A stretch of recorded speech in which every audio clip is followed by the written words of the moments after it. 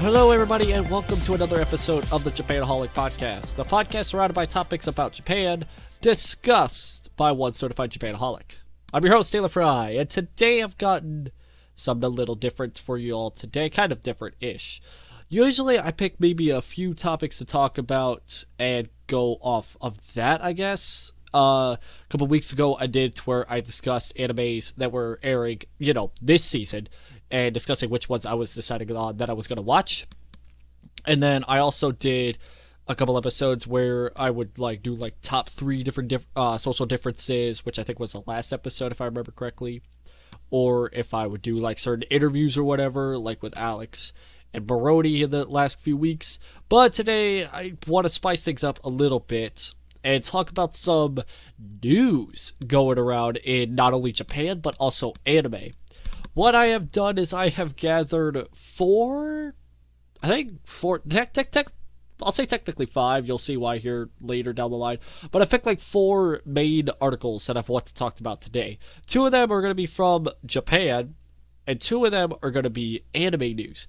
The format that I originally wanted to go with this was I was going to talk about the Japan news, then go to anime, then go to Japan, then go to anime, news-wise, article-wise. But I feel like if half my audience doesn't really care about the anime side of news, they'll probably only listen to the Japan news. Then I think I'll do Japan, and then anime in terms of news. It kind of also helps with the flow, I guess. So I've decided to start off with the 2 articles about Japan, and then the 2 articles about anime. Now, before I get into the first article, let me just say that finding 2 articles not about the coronavirus that's still going on was dead near impossible to find anything. I mean, I didn't think I was actually going to find anything other than coronavirus lockdown things or whatever, and these articles are not necessarily the newest articles that are out now, because of the fact that most of the articles that are out now are all about coronavirus lockdowns and coronavirus cases and stuff like that. But I want to try and not talk about the coronavirus. I've talked about it way too much already on this podcast. It's there's 2 episodes of me talking about it already, so I'm not going to talk about it. I don't care about the coronavirus that much to warrant that yet. So when can we expect something like this kind of podcast episode to come out? I would say I'd probably do this every once a month or maybe a couple times a month.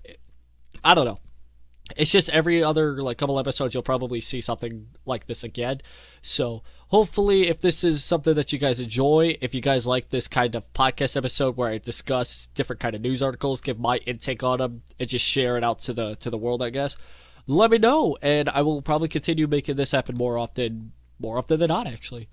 Now, disclaimer here, I am not a journalist, I am not a news anchor, so I've not really got much experience of reporting news to the world as much as other people may have done it as well. So, just a quick warning there. I don't know if that really matters.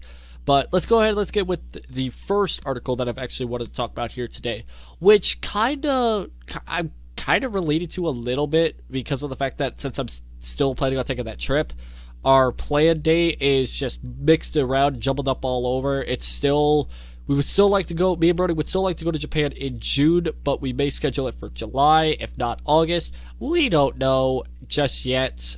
We may figure it out here in the next few weeks. Anyways, but it has to do with smoking and the indoor smoking laws. Now, in Japan, back then it was fine to smoke in almost any place in the entire country. Indoors, whether it was at a hotel, whether it was at a bar, whether it was at a restaurant.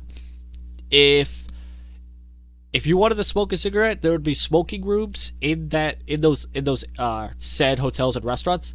But according to I think it was first reported by Japan Times, if I remember correctly, but I found it on this JapanGuide.com website that says in early April 2020.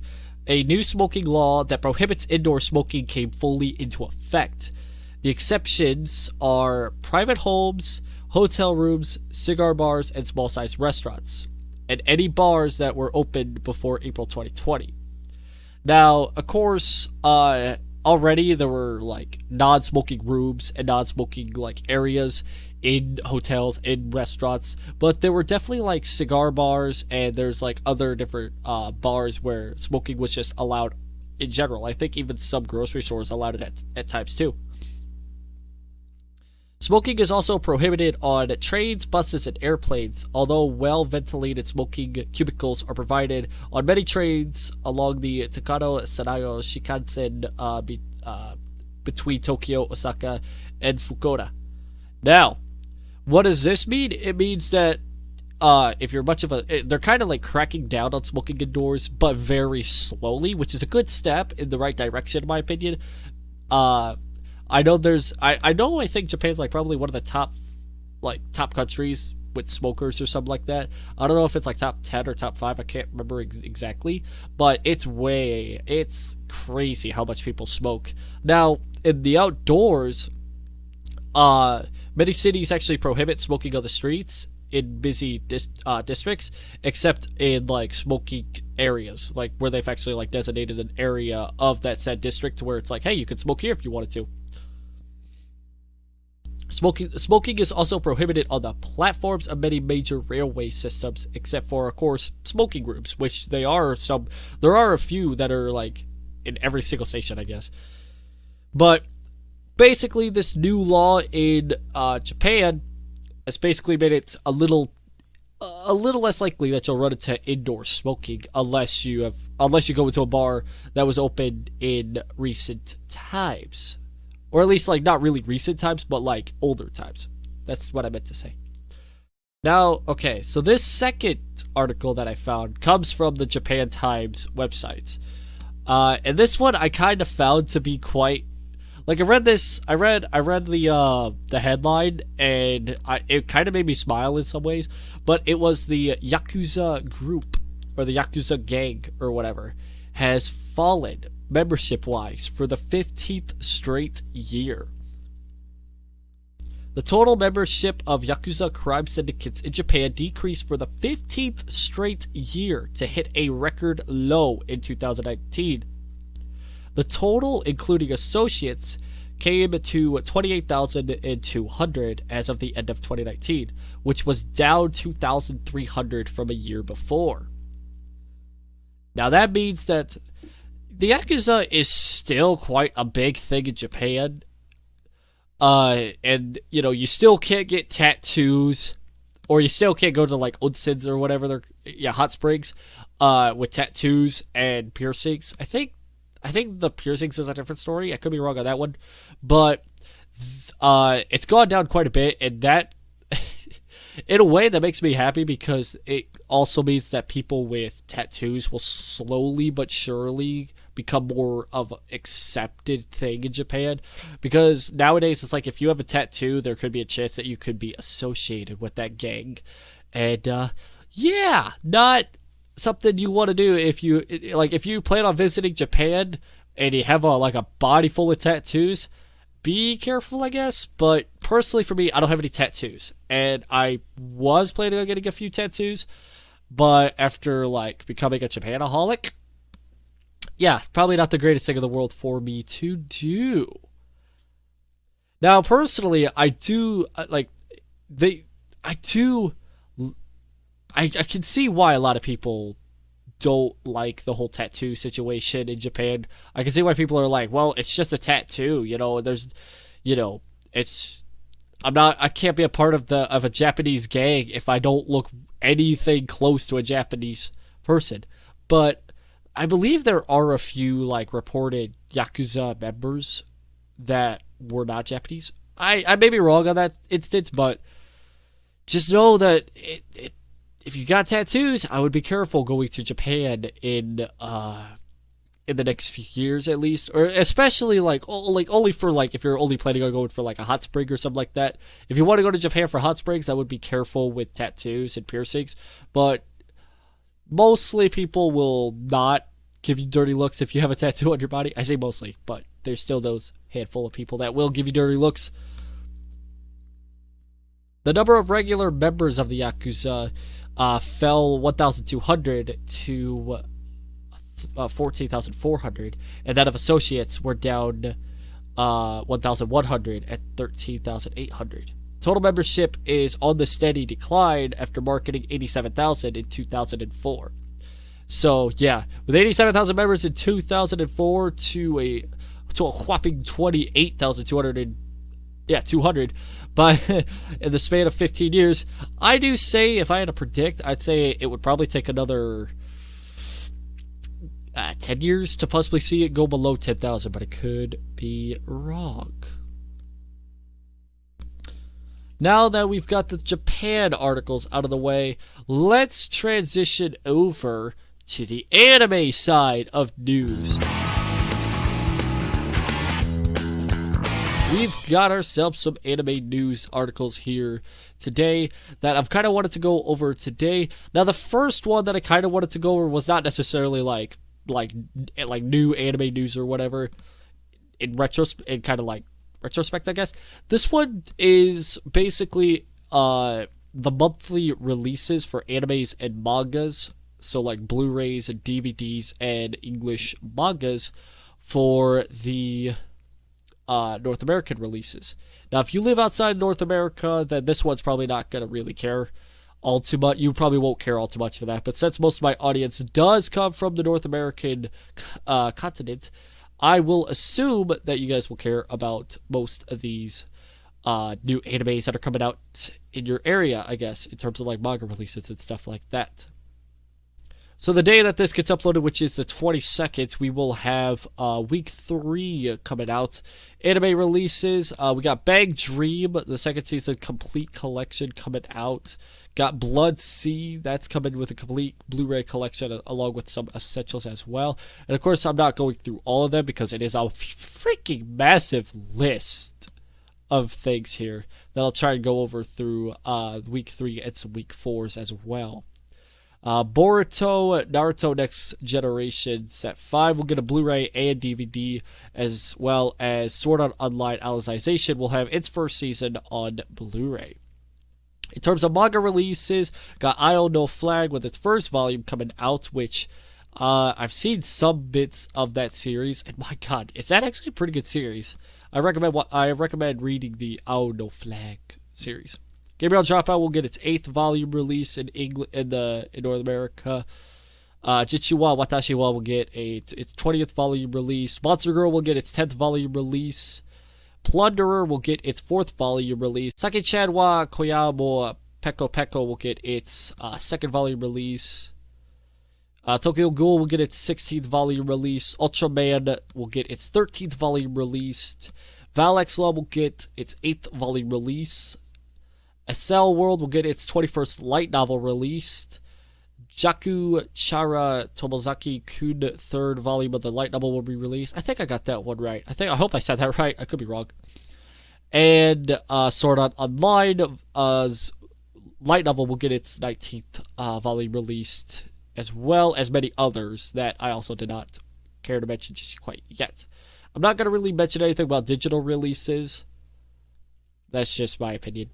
I just don't really care about the digital releases as much as the anime and manga releases. So next week, which would be the 28th of April, heading into the May month, May the 4th be with you.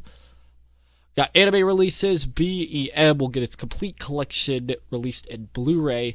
Clannad, including the After Story, will get a complete Blu-ray collector's edition released. Data Live Season 1 will have its Blu-ray collection along with some essentials. Data Live 3 will also get a complete Blu-ray collection and DVD combo. This one is probably my most favorite. Oh my god. Ooh, I can't wait. Nisekoi is getting a Blu-ray completed set. Yes, I'm going to probably buy that. Please, for the love of God. That better be sold in my retail store that I'm currently working at. WZ, is that WZ? How do you say it? WZ's? I don't know. But that's getting a complete collection Blu-ray release as well. Manga releases. We got Dragon E Wolkao will get its 4th release. I think that's Danmachi, actually. Yeah, that'll get its 11th volume release.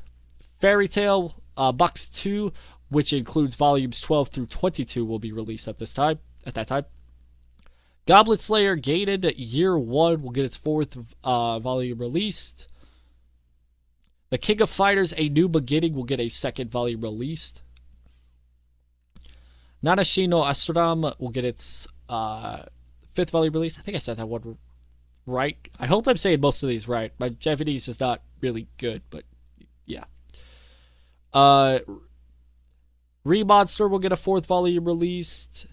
Hainu Ganso no Grimgar will get its 14th volume of the light novel release. Harakaru Mayu-sama will get its light novel 16th volume release. Isekai Gomar Hime will get its 4th volume of a light novel release. Kimi to Boku no Saigo Senju Ariwa Seki ga Hajimaru Saishin. That's a long title, good god. I hope I said it right. That'll get its the 3rd volume of the light novel release. Now then, these next two I'm going to name off. I'm probably going to buy pretty much instantly. Kono Subarashi Saikei no Shokufuga Wu, which is quite well known as a Konosuba series, will get its 11th volume of the light novel released. And the Bunny Girl Senpai series will get its 1st volume of the light novel released. Thank God! Finally, the North Americans will get a taste of the Bunny Girl Senpai series. But that long list, and I barely scratched the surface of all these releases. If you want to see all of the other releases of what animes and mangas and digital releases will come out during this week, please check out the My Anime List website and check that out for yourself. The next one that I want to talk about here is probably the most talked about, possibly the absolute most talked about thing in this month actually. This article was released all the way back in April 4th. It's quite well known, but in case you haven't already known, the Boku no Hero Academia will get a 5th anime season. Pretty much, who saw this coming? Who honestly saw this coming? I mean, if anybody did not see this coming, I don't know. I don't know what to tell you. But My Hero Academia will get its 5th season. Let me see if it says anything about planned air dates. Alright, so there seems to be, according to this article, there is no set date just quite yet. So I'll give my prediction as to when I believe this season will come out. If I had to take a wild guess, I do not see it coming in summer 2021, possibly fall 2020. What did I say? What's I think? Sorry. I'm thinking it's 2021. I'm sorry. I don't think it'll come out in summer 2020, possibly fall 2020. But that is my wild guess. It could be summer 2020 before it comes out, but who knows? Bones is adaptating this once again. So pretty much all I gotta say is, if you're a My Hero Academia fan, look forward to the 5th season that's coming out here. I want to say this year, but it could be next year as well. But like I said, there is no confirmed release date just quite yet. Now then, let me get to another article that I want to talk about here. It'll actually start being a thing tomorrow as of recording this in the Sashuya Weekly Jump magazine. Young Jump magazine, actually. Excuse me. Now, Akasaka, also known as the creator of the Kaguya-sama Love is War, and Mediko Yokoyari, who is also known for creating Scum's Wish, announced via Twitter that they are planning to they are pairing up to create a new title titled Oshi no Ko. And Akasaka will write the series, while as Yokoyari will do the art style of the series. Now these two will also continue their series as well. Well, at least for the Love is War series, because the other series, Scum's Wish, was finished quite a long time ago. But anyways, he will continue with that series, but him and the creator of Scum's Wish have teamed up and they will create their own series. I'm excited to see what this series is, and there's not much to this series outside of the title and the cover art of the magazine that the Young Weekly Jump magazine that it'll be releasing. So I'm really interested to see what series this is all about, and I'll definitely check this series out and give my thoughts and opinions on it relatively soon, possibly next month as well. So, I think that'll cover it for all the news for today. If anybody has any other news and topics they want me to discuss, please leave them down in the comment section down below on the YouTube channel side of things. If you enjoy this kind of concept where I go over some anime news, Japan news, etc., please give it, give it some support, give it some feedback. Any feedback is necessary, whether it be criticism or not. So any last words for me to say before I end off this podcast? I believe I do have a few. Now, a lot of people probably do not know this if they do listen to this over on Spotify, iTunes, Podbean, anywhere where you get your podcast, but don't watch it on YouTube, or they don't know my YouTube channel. In my YouTube channel description down below, there's links to not only my Discord server, but also my second channel and my Twitter page as well. If you want to follow my Twitter page, it is at the Japanaholic1. As well as if you are able to click links on your phone on this podcast somewhere, if you could read the description of anything like that, I'll put a link to my Discord server down below, as well as my second channel on my YouTube channel. See, the reason why I'm promoting my second channel on YouTube is because that'll start being used for gaming content later in the year, which I've like I said a couple weeks ago on my YouTube channel, that I have rebranded. Or at least I've rebranded my main channel, and I really haven't gotten too much into detail as to why I've rebranded yet, and I'll possibly do that here in the next couple of weeks. In the next couple of weeks, I will also have a couple special podcast episodes as well. I'm trying to get a couple guests on here. I'm trying to get them on as much as I possibly can, possibly get like 1 or 2 guests a month. Try to make it more of a thing because people really seem to enjoy the guests, and I understand why. It's, when there's more than one person speaking on a podcast, it helps. It helps a lot. So I'll try to get some special guests on here every once in a while, and then as well as I'll have a couple other special podcast episodes in the near future with just myself in there as well. So keep an eye out on the podcast for now, because there will be some special episodes coming out here in the near future. But anyways, guys, this one's probably the shortest episode. Possibly one of the shorter episodes of the podcast here. Keeping it around 23 and a half, 24 minutes long. So anyways, guys, thank you all so much for tuning in to this episode of the Japanaholic podcast. Tune in next Wednesday at 10 o'clock in the morning Eastern Daylight Savings Time, for another episode of the Japanaholic podcast. My name is Taylor, the Certified Japanaholic, and I will see you later. Have a good night, everybody.